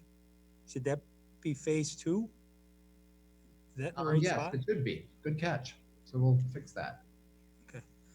And then I have a question for phases 4 and phase 5, where we have the 2 metrics identified. We have moderate low, and then we have moderate declining low, moderate declining low. Are we saying that we could go into those phases if we're within the moderate to low range? I'm wondering if or are you going to make a decision at another point in time that it's either going to be moderate or low? So at this point, that's consistent with what the health departments have shared, right? So their recommendations are moderate/low. And so my interpretation of that is once we hit moderate, we're ready to start moving with phase 4. And then if we get declining within moderate to phase 5, but many of the things like we started are fluid. So it's possible that as we learn through this and schools start coming online in our areas, that health departments might change the recommendation and say, well, we don't think you should be back till 5 days until you actually hit low.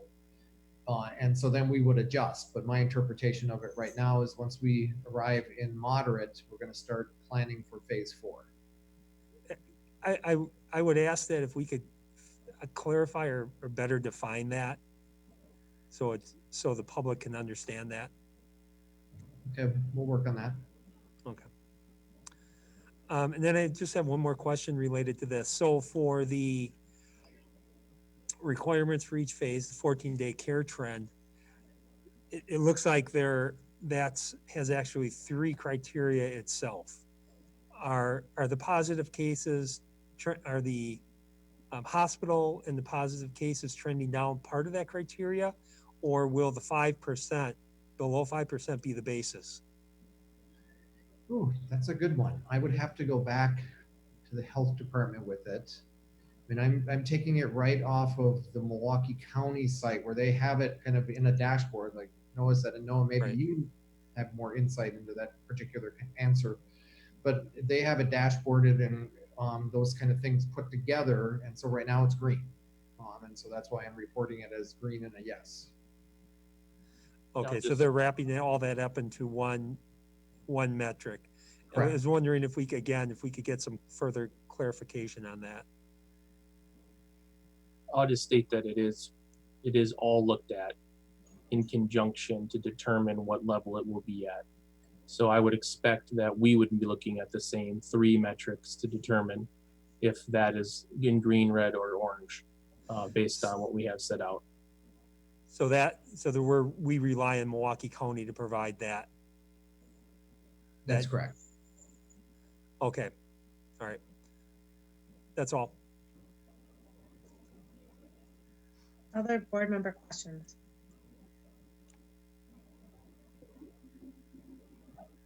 Is there any Oh, so thought Heather, to go ahead. yeah, sorry. Is there any thought to doing any kind of secondary for our intermediate school camps? Some of our sixth grade, seventh grade families might not have kids mature enough to be home alone. Is there any thought to doing some small programs for them? At this point, we have not. I think if we get feedback from parents, and it maybe comes through parents that are signing up for camps with the little ones that they like the older students, and I think we can consider it. And we want to get started with the elementary students. And again, I'd like Shelley's language of kind of a soft opening. So we're trying it on even a bigger scale than we did with the summer. So I think to learn there, but it would definitely open to that feedback and to see what parents might need. Is there someone in particular they should be sending those questions to currently? Do you want them to contact Kelly directly? Shelley, does that make sense to you? Okay. So that was it. And/or we'll work with the principals if they get that feedback, Heather. We did consider it, but in the past when we've tried to do things at an intermediate school level, just haven't had the interest there. And right now, the other piece of this is we want to make sure we have enough staffing in place to support, getting the elementary kids up and going. Right. Okay, thank you. Noah? Thank you. Just a few more. Steve, I wanted to make sure that your time here was well spent. had a question what the MERV rating was currently in, so what did we increase it to? And is it consistent across all of our buildings or does it vary? It actually varies. We were at MERV 4, and what it depends on is if our air handling units can handle that, because when you put in the higher MERV rating, then it puts more strain on the air that's going through there. And some of our systems can't handle that. So we've been going through with our staff and then also an HVAC consultant, and we've been going through unit by unit to determine what MERV level filter each unit can handle. So the majority of the units should be able to go to at least MERV 8. Some of them will be able to go to MERV 10 and some to MERV 13. And the scale is 4 to 16, and 16, the higher the number, the better. So we're going from 4 to 8 in most of them. And then, as I said, some will be at 10 and some will be at 13. Okay, great. Thank you very much for that information. Steve K, question about the using Skyward for trying to take students' meals and apply them to their accounts. You mentioned about keeping a roster and then going back later. You guys have probably thought about this, but is there any way to use like a tablet or something that could be connected so that as people come in, you could just do it as it is, so you don't have a two-step process, but a one-step process?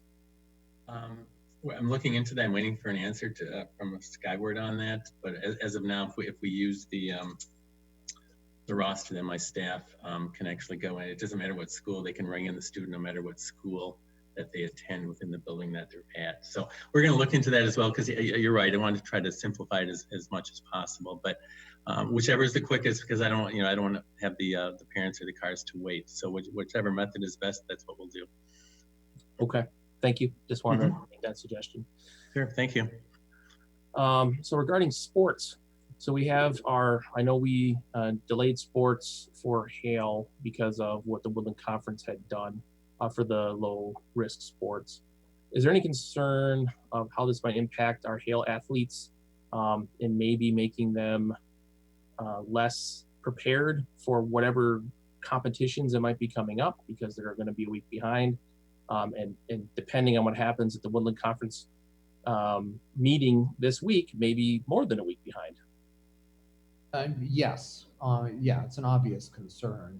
The challenge with the two conferences and trying to have equitable access opportunity across the two schools. And the only way you do that is there's going to be some give and take, and that's the take, to try to keep them both kind of participating equally. And when, we've talked about also in our overall planning, kind of, we try to find solutions that are thoughtful, that are reasonable, and that are balanced. And so this really kind of lives to that balanced kind of effort. And it's not perfect, that's for sure. And athletics, we've talked about this a little bit. One of the challenges for a number of districts is the idea of we're starting all virtual, but we're hosting athletics or encouraging athletics. And my answer is yes, athletics are voluntary. It's different than school, but it's similar to the idea of a soft opening. And again, allows us to try on certain kind of group activities and learn how to manage them.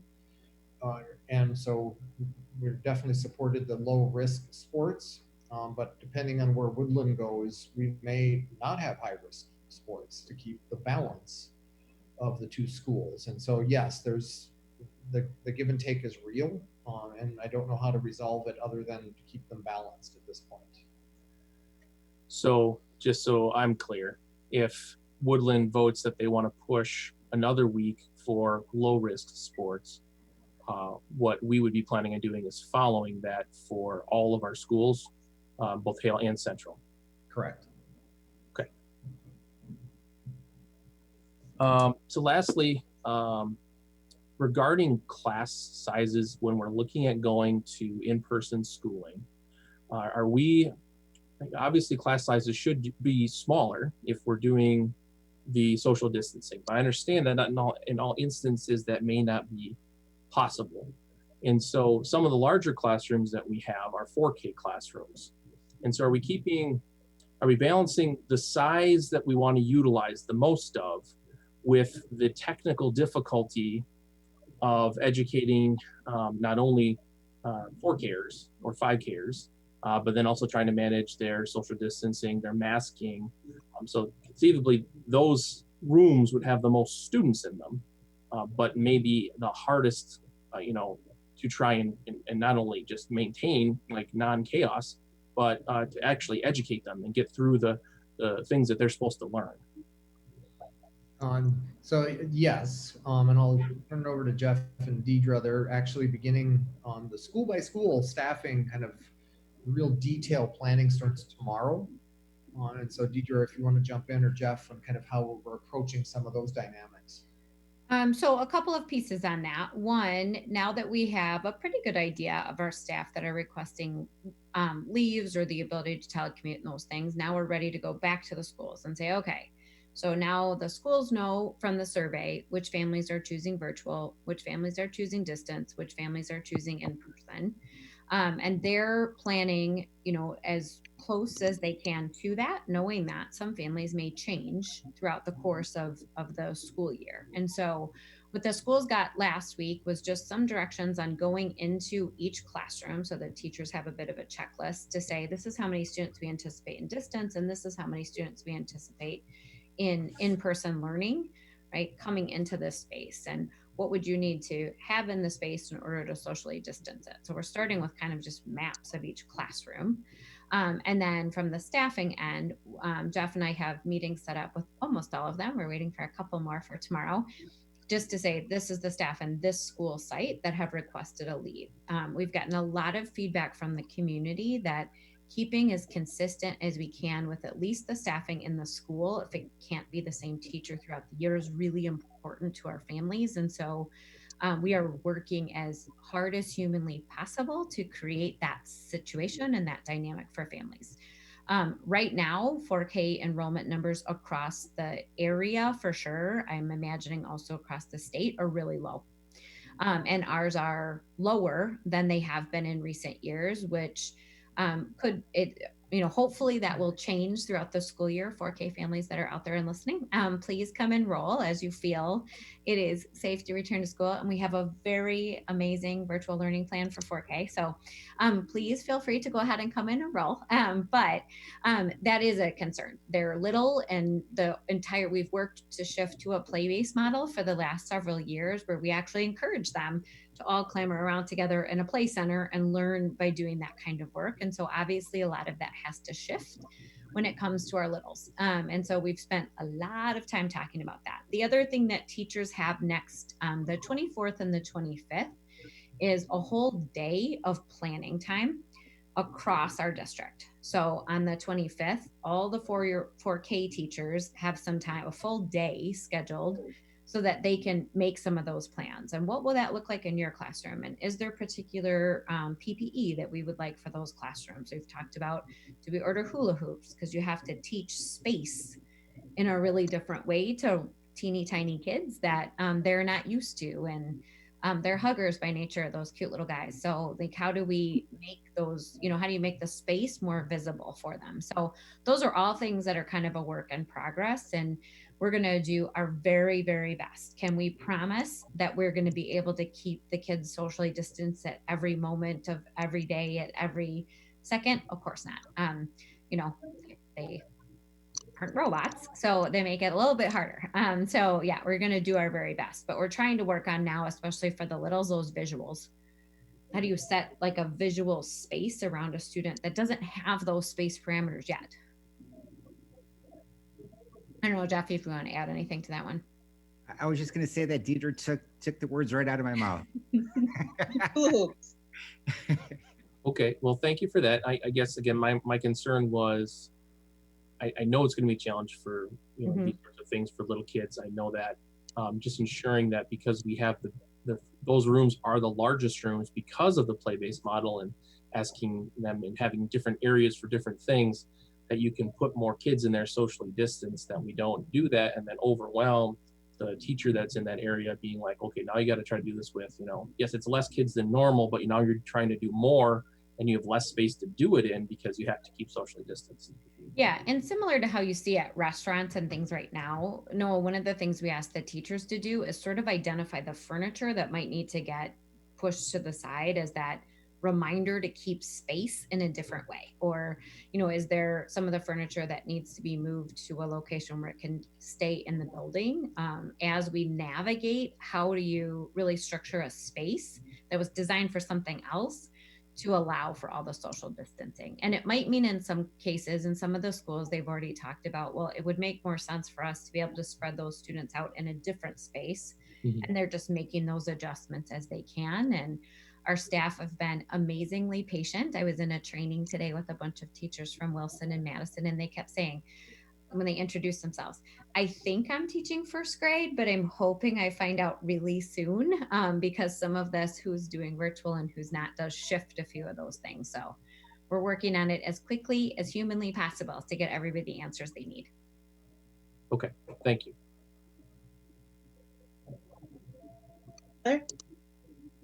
Okay, I got a couple of different ones. First, Steve, with the student lunches, you said they just need their name.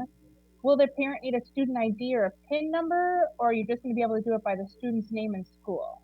No, correct. Just the student name and their school. So when we look them up, or if an iPad or something like that works out, we'll have their PIN number right there, and the student does not have to be in the car to pick up their food. So we'll just try to find the most efficient way possible for them. So we just have to have some, for regulation through DPI, we just have some type of a process so we can regulate what we're doing. So.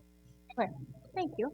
Sure. I don't know who this will go to, but are we hiring additional cleaners for sanitation in our buildings? I know some of our buildings already had concerns with a shortage of cleaners from Sodexo. How are we planning to handle that shortage? And are we going to be hiring more people to keep our buildings even more sanitized? Yep, I can chime in on this one. So Steve and his team, Eichmann and his team, have been working through what type of staffing is needed. We kind of did an analysis. Okay, if we clean the bathrooms X amount of times a day or every X hours, how many additional minutes would that be a day, and how many additional staff would you need? So we're still kind of working through that piece. And we know that in order to prioritize the health and safety and the social distancing measures and just additional cleaning practices, that additional staff are likely needed. So we're working through exactly what that looks like and what that means for us. But yes, that's certainly on our radar. Okay. And then Aaron, what about car seat and harness students? Now, typically the driver would be the one who would hook those students in. Is that more of a concern? Because those would typically be the kids who probably are going to have more difficulty wearing masks. Are we thinking of allowing parents to come on to strap those students in to minimize the contact for the bus driver? Is there a discussion on that? Yeah, that is a good question. At this time, that's one I'll have to look into and get back to you. As I said before, we're asking families to consider the option of taking their kids to school, and so a lot of those families might, that might be something we really try to discuss with those families. But similar to the return to school plan, we're asking families not to, we're limiting the amount of people in school. So my guess is we would look to have, like we did in prior years, having drivers to accommodate those students. But that might be a discussion for the team, and we have to look at that and see what the health department would recommend, and then go back with Dave and Meg on that. Okay. And then the last one, what is a radio play for whoever's doing our theater? Jordan Pollard, I think, was on our call earlier. I saw him. Jordan, tell us what a radio play is. I'm curious. Please do War of the Worlds, the radio. Okay. War of the Worlds does have a radio play out there. Basically, a radio play is when the actors portray the characters, but they're only saying the dialogue, so they have to tell the story through their voice or their facial expressions. Kind of like what we call a staged reading. So they basically stand at microphones, and then we would stream either the audio and the visual, or just the audio, in order to tell the story. So it's basically removes the need for the actors to move around the stage, and would eliminate the need for us to rehearse and what we call block the actors on the stage. Tell them where to go. Okay. Thank you. I was just curious. Thanks. That's it. Other board member questions? Gary? Yeah, questions for Justin. So have we looked at, so let me back up. So the meeting with the Woodland Conference will be for fall sports except for football, correct? The Woodland Conference will discuss all sports at their superintendent meeting on Thursday. Okay. Have we considered at all looking at the possibility of the alternate schedules with some participation in fall and some participation in spring? We are anticipating lots of conversation on that. And it is among one of the things that we would consider for our student athletes, yes. Okay. That's all. Thank you.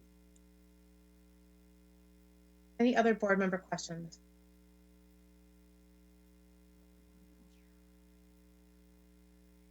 I want to just make an editorial. So I work with a bunch of people whose family members are educators in other districts. And sometimes our district gets negative attention for things, but this is one of those times where we are so far ahead of so many other districts in terms of their planning and their level of detail. But I think everyone that's involved in this needs to really be proud of the work that they've done. And there's a long way to go, and I was just kind of scratching the surface. But based on some of the things we've seen in other districts and some of the frustration that other districts are feeling, other families are feeling, and their staff, we have a lot to be proud of, and a lot of the hard work that's really gone into this. So thank you to everybody for everything and what's coming next. So I want to make sure that that is. I had a long conversation with the husband of a teacher in Waukesha the other day she's ready to quit. She has no idea what they're doing. So I'm just really proud of the work that's gone into this so far and the level of detail that has gone into this for our families, for our staff, for each other. So thank you for that. Dr. Lexman, do you have any other closing regards to the plan itself? Yes, so thank you for the words of encouragement and support, Stephanie. It really is the people that are in the room that have been talking with the board this evening are really doing the heavy lift, much more than I am at this point. So I really appreciate that heavy lift. I want to thank everybody from the committee that's joined us tonight, and parents and members of the community. These meetings are very well attended, and I think that helps. The last thing that we want to share is that, we've made reference to, we're going to launch a separate website that'll be directly linked from our main homepage that'll house all of this in a much more accessible way. And Deidre and I have been kind of private chatting here, like, are we ready to show kind of where? So we're just going to share it. It's not in its final form. It's a little bit better than it was last week. And I haven't even seen it today. So Deidre, if you want to share screen and just pop that up to give us all a little bit of a sense of what the kind of front-facing experience will be on that site. Yep. So thank you for that. And thank you to Andrea Watkins, who is a newer member of our team in our leadership and learning department, who has been feverishly working on this throughout the last, I gave her this project last Thursday and said, hey, we're still developing a lot of these things, but we want to make sure that it's highly visible for parents and staff and students and the community. So this will actually be a link from our homepage in our website. So it'll have a big alert at the top, and when you click on it, it'll go to this link. At the top, you'll see buttons for what do I do if I need technical support from home, and a very quick and easy, I click on that and it tells me exactly who to call, what to do if I'm struggling with a device that I've gotten from the school or with technical assistance at home. Our school calendar, as right now, that's already evolved once, since last spring. And so if we add planning days and things like that, and then the contact information for every single person per school. So here where it says Parent Updates Hub, that will be all of those letters that have been sent out to families up until this point, all linked in one spot. So all the letters, all the PowerPoints, all the things. Right now, Beth has done a beautiful job of getting that all featured right on our website, but it'll also go in here. And then the Student Hub, like where the student links are to all the things that they need throughout the day, also all in one spot. So parents have easy navigation to get at what they need. It starts with our guiding principles, which is what we talked about tonight in those first couple of slides that I shared. It goes into our goals and what we're trying to do instructionally with students. And then each one of these boxes will have kind of a highlight of the things that families are asking us the questions on most. So this time it's going to be transportation and lunch. And that's where many of us had our questions this evening as well. And it'll be those one big announcement with bullet points underneath it. So that way that'll change as those needs are coming up. And then this is what Marty was talking about with the buttons. So these are ones where there's a lot more detail to each of the plans. So when you click on virtual learning expectations, you guys saw one sheet of a very detailed kind of manual and guide that's going to be out there. This is what my elementary school schedule day might look like. All of those pieces. Here are the resources for families. So as you click on these, then they'll take you to many more links and further information.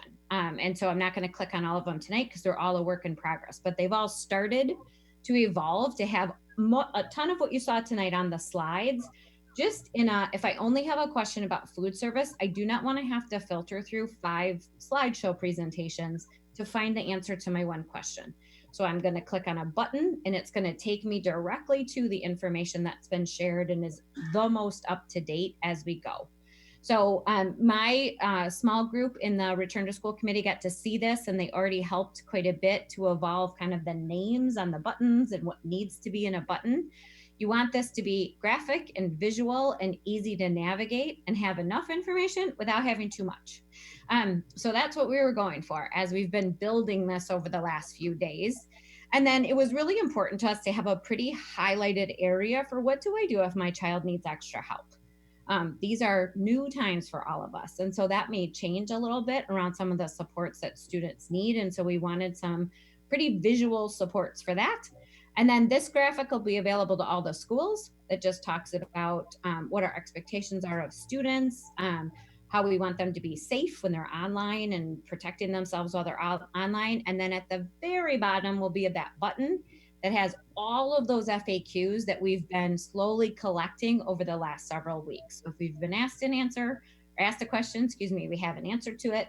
And those will all be linked in there. And then the hope is that we're going to make those searchable so that if I really just, I didn't, you know, you can imagine the FAQ is pretty long at this point as we've had lots of questions and the opportunity to answer those. So we want that to be searchable. So if I really just had one question, I want to get that one question answered as quickly as possible. And so we want that to be searchable for families to be able to do that. So that's kind of that high level view of what it looks like right now. The teams that spoke tonight are each meeting and getting some information to Andrea over the next few days. And then she and Beth and Tess will all meet on Monday to figure out how to link this right into our webpage with a big banner at the top that just says, click here if you need this other information. This site will continue to evolve. So as you guys have seen, lots of things change between even when we met a couple weeks ago and tonight as the plans evolve as best they can.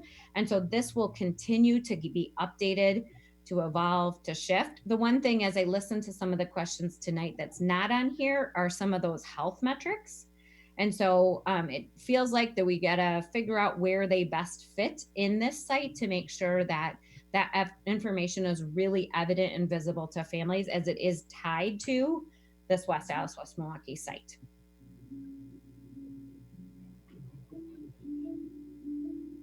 Awesome. Thanks for walking us through that. Stephanie, I see Noah has a question. About a website that's not done yet? Yeah, probably. What's that the question is? I was going to. I don't know if I can answer. That dashboard. You know, if you brought the thing, if you shared your screen again, you know, just below that, the heading, the picture there. Yep. They should put a banner right there. Yeah, right. Like either below that the parent hub, yeah, right below that. That's where you put the dashboard. You just have the clip of the table there, and then you can actually put a link to your health metrics right there. So then if they want if they want to see what the full health metrics are, boom, it's right there. Because a lot of people will come to this thing to say, where are we, where are we going? And they just want to see that first and foremost. And it's just a quick thing and off you go. So that's where I would suggest somewhere in that area.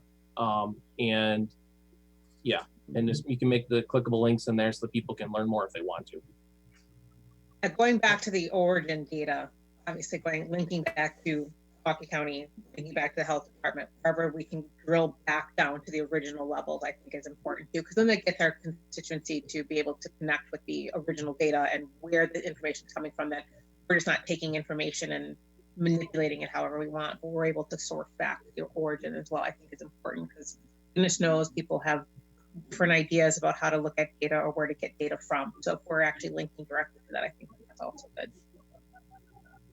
Gary, did you have another question? Yeah, I actually would, for the website, it's a COVID-19 specific site, right?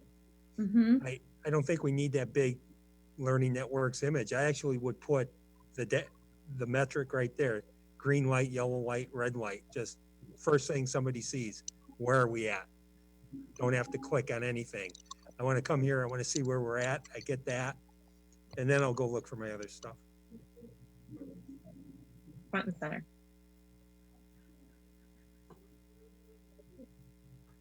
Dr. Lexman, anything else? No, that's it. Thank you, everybody. I would just need a motion to adjourn. So moved to adjourn. Second. Moved seconded. All those in favor say aye. Aye. Opposed? All right. Thank you, everybody. Take care of yourselves. Take care of each Thank other. you for all the hard Stay work. safe. Everybody stay Have a good safe. night.